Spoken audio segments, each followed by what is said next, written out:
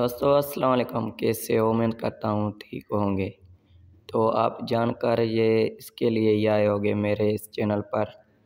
अगर आपके पास भी कनेक्ट कॉल मौजूद है और उससे अनसब्सक्राइब करना चाहते हो तो उससे आप अनसब्सक्राइब कैसे कर पाते हो, क्योंकि ये अगर सब्सक्राइबर होगी तो आपका जो रोज़ाना बैलेंस कट होता रहेगा। तो इससे अनसब्सक्राइब कैसे करना है, तो मैसेज में चलते हैं। यहाँ मैसेज में आ गए, आपको लिखना है 503।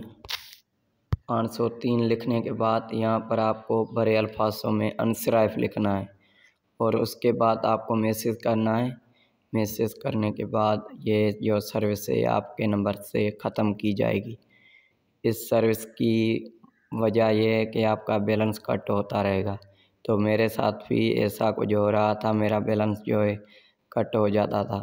तो इसके लिए मैं ये वीडियो बना रहा हूँ कि आपके पास भी अगर ये मौजूद है तो इससे आप अपनी मोबाइल से आसानी से अनसब्सक्राइब कर सकते हैं।